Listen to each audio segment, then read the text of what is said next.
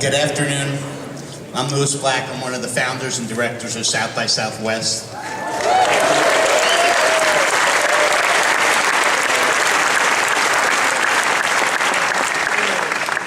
I can honestly say we're never more excited when we get to present something by Neil Young, a film, music, and in this case, a new music delivery system. So we're absolutely thrilled. We have to thank Elliot Roberts, who makes all of this happen. Thank Elliot.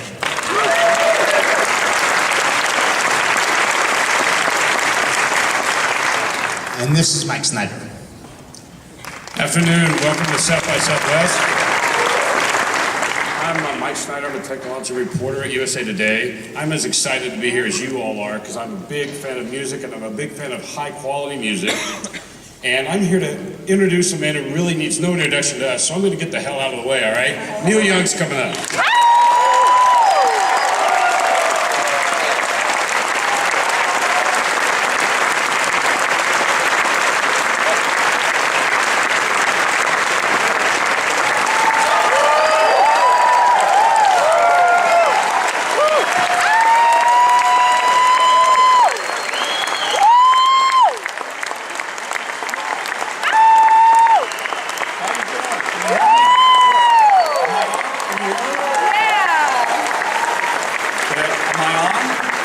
Is it working? Okay, you can hear me? Well, thanks for being here, everybody. Nice to see you all here with your devices. And, you know, I don't have any papers or anything to throw away. I usually bring some, and then I throw them on the ground because I don't read them anyway. So, and then I ramble for a while, and then I'm done. But really, I'm here today. First of all, thank you for being here, and thank you for supporting, even just being interested in this idea, which we've been trying to get off the ground for 2.5 years. It's kind of amazing that it would take 2.5 years to get to this point, and there's a reason for it. It's an interesting reason, because rescuing an art form is not something that really is of a high consideration to many people in the investment community. And as you know from being music lovers, which I imagine most of you are, then there is a need for something to happen.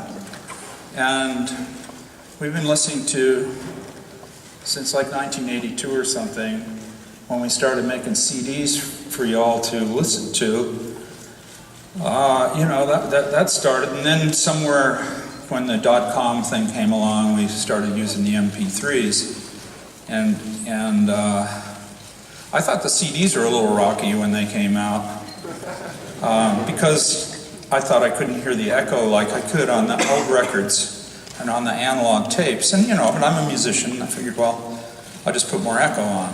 And then, you know, so that's when we started knowing something was funky, because we put more echo on the records than we normally would so that we could hear it when we got the record. Now, that was an indicator of something. And I didn't really understand what it was, but it registered on me, and I talked to people about it, and I started to, you know, I guess you could use a number of words, maybe complain or bitch and moan, or, you know, about that. But I just really noticed it and talked about it for a while, and then, you know, we put out a lot of records, and I was making records, a lot of records during that period of time. And in the studio, I noticed that, you know, we had the new digital machines and everything. We had 16-bit 44.1 machines at that time that one of the big companies made, and since I'm going to trash this machine, I don't want to mention their name. I want to be nice. Yeah. But it was a good machine. It was really big, and I had 2 of them, so I had a total of 48 tracks, and we locked them together. And, wow, we had a lot of control over the sound, and we could move the sound around, and we could do all kinds of things that we could never do with analog, and it was pretty impressive how we could fix all our mistakes and do all of that, you know, with these 2 giant machines. And this was like in the early, I guess in the early 80s. And then I'm a fan of listening loud. I love to listen loud. And you know, that's what it's all about, really, for me. I love to hear rock and roll really loud, and I love to hear even acoustic music really loud. Loud for whatever it is it's being played on. So I like to take whatever it is to the limit, and then listen to it right there. So when I started doing that with these machines, it started to hurt. And I couldn't do it for very long. So the part of the record-making experience that I used to enjoy became painful. And that was a sign to me that something was wrong again. And I complained a little, and I might have bitched and moaned a little about that too. But then time went by, and I got some better machines, but they weren't really that much better. It didn't change it. Then I noticed when I listened to CDs in my car, the same thing happened. It hurt my ears a little bit. And then the MP3 came along. And that's when the recording industry really went into duress. That's when all of the artists in the studios, and that's when all of the engineers and all of the people who work behind the scenes to make records for years and years, who love music, and all of the arrangers and all of the musicians who came into play on these giant tracks by great producers and arrangers like Jack Nietzsche and Phil Spector and all those people that used these huge orchestras and played live with, you know, 12 tambourines and 2 pianos and multiple instruments and everything, making these great records like, you know, from the 60s and from the late 50s. And those people were still in the studios in Los Angeles playing, and they were having a great experience doing that. But all of those musicians and all of those services that used to support the musicians and all of the recording studios, they started to die. Everything started to die. It was the most amazing thing. This vibrant, creative kind of whole culture started to go away. And it was because of the MP3 and the cheapening of the quality to a point where it was practically unrecognizable. And the price also went down, and then record companies' control of what they could do with the records went away. They could no longer decide how to market the records because they made some stupid deals. They made some very dumb deals with some very smart people. And then, as a result of those deals, they were convinced that they could sell only individual tracks or albums or whatever, but the album had no value. Only the individual tracks had value. So these MP3 tracks were what it was that was happening. That the reason behind the LPs going away was one of the reasons you might have heard a lot when they first started to lose their kind of vibe and their reason for being was that, well, it's all just filler. Filler, it's just part of it. You know, the artists are really ripping you off, the record companies, they really put like 1 or 2 good songs on, the rest of it's just crap. So you don't have to buy this. If you buy an MP3, all you get is your favorite songs. You don't have to get the rest, okay? So, as a guy who'd been making records for many years already, even at that point, I was pissed off about that because I love making records. That's what I do. I love every song on the record. I love every note on every song on every record.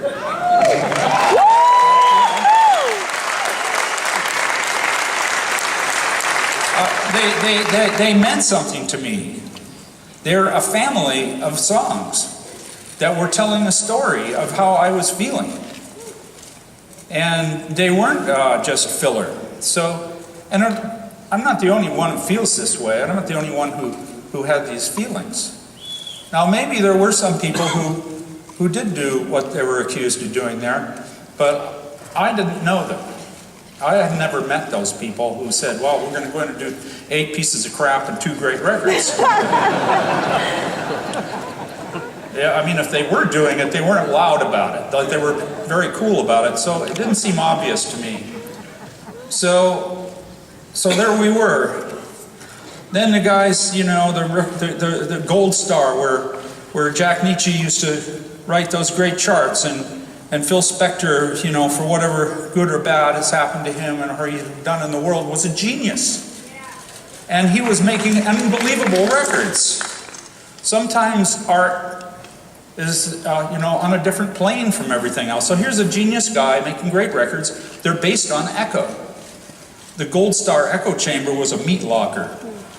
And nobody could figure out why it's so magic.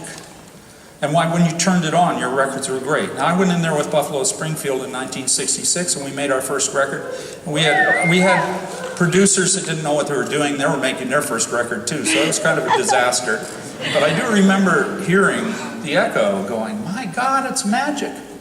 It really is. You just put your voice in there and it's like in heaven or something. So when echo went away, that wasn't just, oh, echo's gone. That was like a world-class disaster. It was huge for the people who cared about sound. And then because all of that happened, Gold Star closed its doors. It sold a meat locker. They sold everything. And that was the end of an era. And then all the producers and arrangers and musicians and answering services and delivery services for the instruments that used to move around town in little vans, going from one studio to another, delivering the musicians' instruments to different sessions. They all started to go away. They all started to die. Now, music is not real estate. It doesn't go up and down that way. So there was really something wrong. And what it was is that we were selling shit. People were, still buying it because they liked music. They were buying wallpaper. They were buying background sounds. They were buying Xeroxes of the Mona Lisa. They were buying a musical history that's supposed to be preserved for everybody to hear, now preserved as a tiny little piece of crap, less than 5% of the data of the highest resolution in digital that we can record in today, which I like to use. So 5% became the standard of the world. And motion pictures went to the digital age, and motion pictures were going up, and pictures were great, even though I still like Gone with the Wind, and I like the way it looks in the original.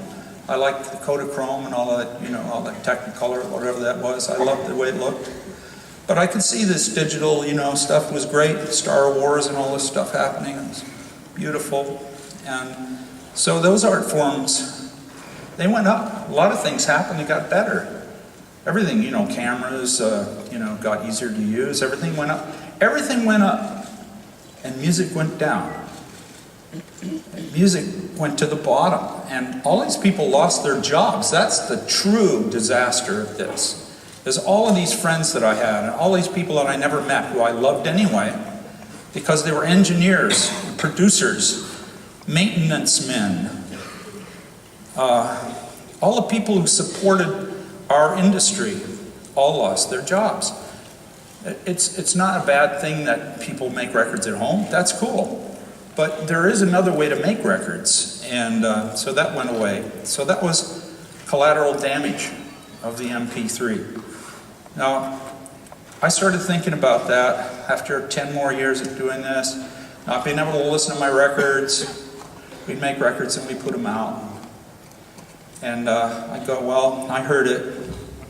It's too bad nobody else is going to get to hear it, unless I put out some vinyl.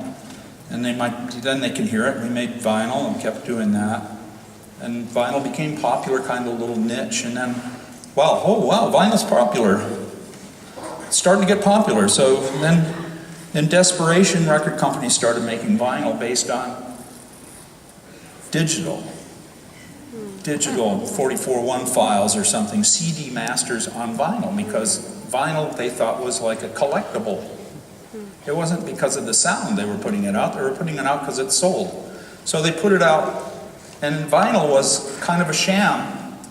But some of it, if you read about it, you could see AAA on it. That meant analog, analog, analog, all the way through the chain. It was analog, and you really got what the old vinyl was. So a lot of times you were just buying kind of like a collectible kind of fashion statement. You got the cover and the big deal there, and that was cool. It was nice. It was because something was happening. So that's just a little background. And, you know, from my life, where I'm coming from, a little bit of background to think about, all those people who don't have jobs and all that music that's out there that was created during that time, that is now circulated at 5% of what it's capable of being circulated at. And children today, young people growing up, who have, you know, their bodies are wide awake and they're sensitive and they can hear, they get something that just lets them recognize it. They can identify the name of the song and learn the melody from listening to this. But inside their soul, they're just not getting what we got, because there's just nothing there for them. The human body is so sensitive.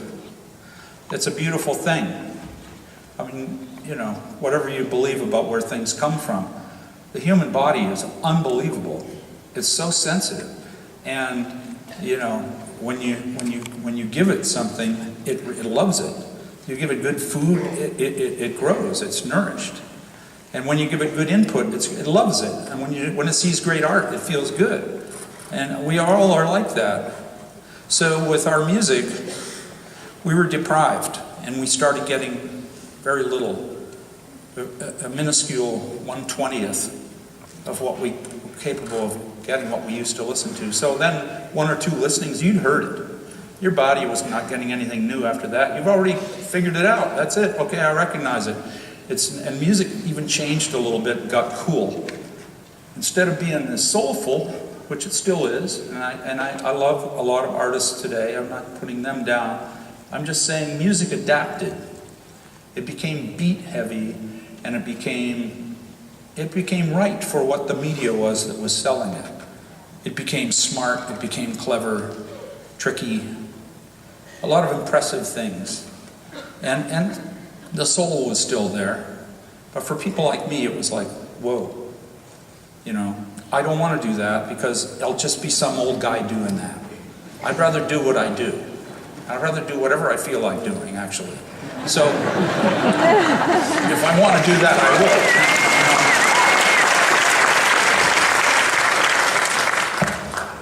I don't know who these guys are, but I'm having one of their waters.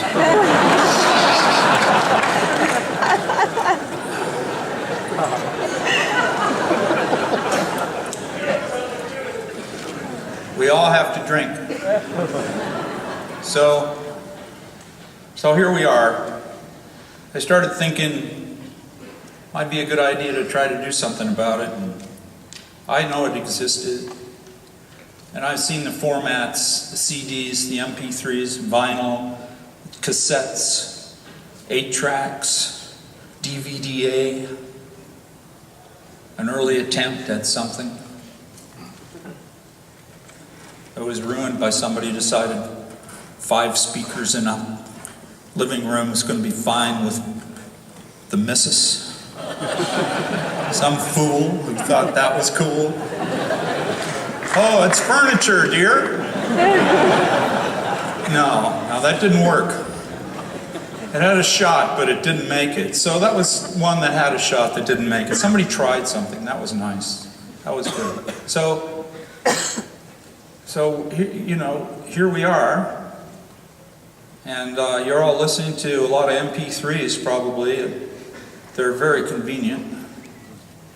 And so what we decided to do was to come out with a new system that was not a format, had no rules, respected the art, respected what the artist was trying to do, and did everything that it could to give you what the artist gave, so that you get to feel not just what the artist intended you to feel, but actually what the artist did.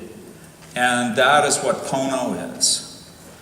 Pono plays back whatever the artist decided to do, or the artist's producer decided to do.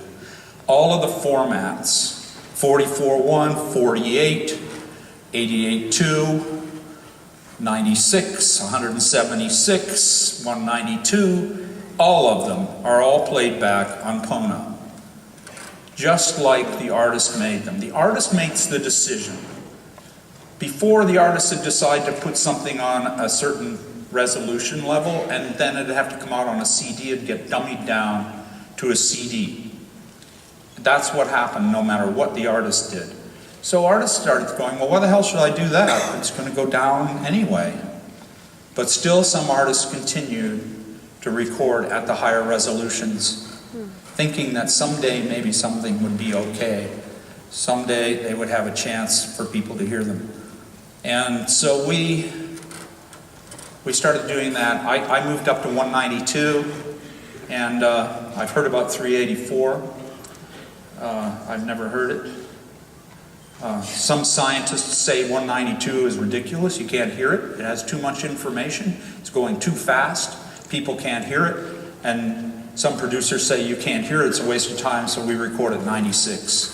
And a lot of records are made at 96. Those are considered high resolution. And they are high resolution. But there is a higher resolution, and you can hear it. A lot of my friends hear it very well. And yeah, it is going really fast, and there are a lot of screw-ups. Sometimes it doesn't get there, there are mistakes, there's artifacts. But the damn thing is going so fast you can't tell. There's so much information coming at you that you don't care about a little few things that get missed. So that's how I feel when I listen to it. My body's getting washed. I'm getting hit with something great. I'm not getting a bunch of ice cubes thrown at me. It's water, okay? It's happening. It's a cool mist. I'm getting, every part of my body is getting hit with this thing. My soul is feeling it. I'm doing what I used to do. I'm listening.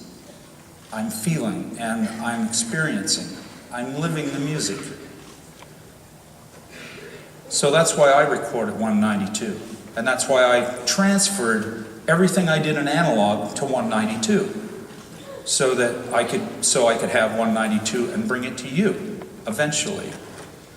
And then we developed, with a great team of people, a system to bring this to you. And the system is just like iTunes. And the only difference is that the resolutions are all higher. If the record company and the artist decided to do that. There was a period of time when the value of that was unclear. So some artists did, some artists didn't. But what Pono will do is it'll bring you the reality and let you understand what the artists have done in the studio. What decisions they made, they'll have to live with. Because once you record at a level, if you can double it, but it's not going to sound any better. It's just a higher number. It really is what it is. It's twice everything, or 3 times, 4 times, whatever. Not 3. So that's what we did. We built this thing. And we made an iTunes store for it, which we're doing right now. It looks the same way. You get it, you download it into your desktop, and you plug it into your Pono player, which there's some pictures of those around somewhere. And we'll show them to you. And the thing is a weird shape. It can sit on your desktop. It can sit on your desk, and you can sit there with your stereo system and plug into your stereo system and make it, really sound like God. It'll give you everything that all those big things that you had to give away or put in the garage, they can come back now.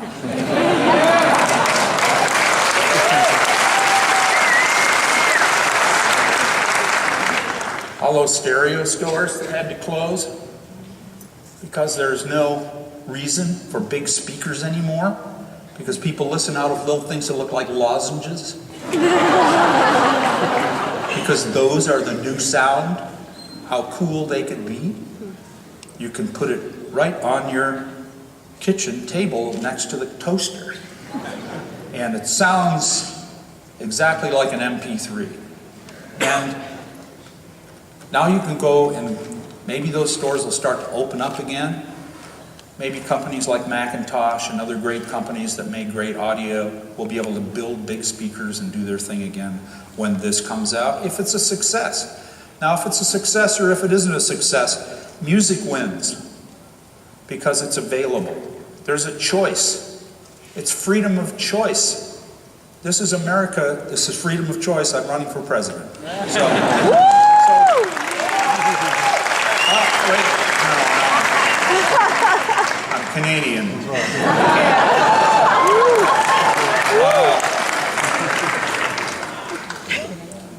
No. And that'll never happen at all.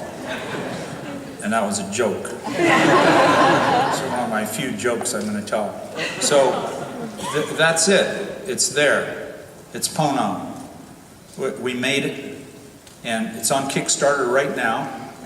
I don't know if you know what Kickstarter is. If you don't, Kickstarter.com. Look for Pono. It's on the front page. It's right there right now.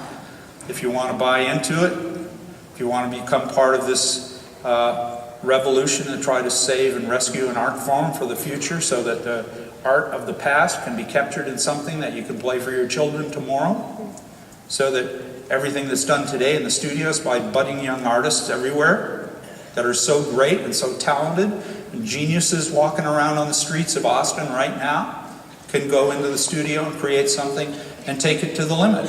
They can take it to the technological limit that they can afford, or their producer can let them do, or their equipment allows them to, and know that when you buy that product from Pono, that you will get exactly what they made. We do nothing. There's no magic. The magic is done by the musicians and the artists and the producers. That is the magic. All this is something to give it to you. I like the musicians and artists and producers part, because they really are the ones who create it. So I really do. And I think letting their art breathe it's a great feeling. So some of my friends had some things to say about Pono, and I like to show you that now, and then I'll come out with Mike, and he'll ask me a couple of questions and maybe interrogate me a little bit. I'll try not to get too antsy, because so far I've been in total control. I'm a freak, okay? Control freak. So please, roll the video, enjoy it, and I'll be back in a few minutes with Mike.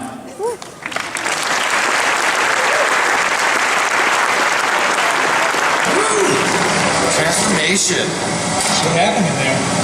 Oh man, I'm just blown away by the sound. I've never heard music like that before. That's the best sound I ever heard in a car ever in my life. As a matter of fact, it might be some of the best sound I ever heard. No, I never thought I would hear a sound like that out of a car. That's or in a car, I should say. So it sounded incredible. We just heard the best sounding digital music I've ever heard. This is what music is. It's supposed to sound like and feel like. That music made me feel good. Much better than I felt in a long time listening to music. Yeah, well, I got my drug of choice. It's not broken. It's great.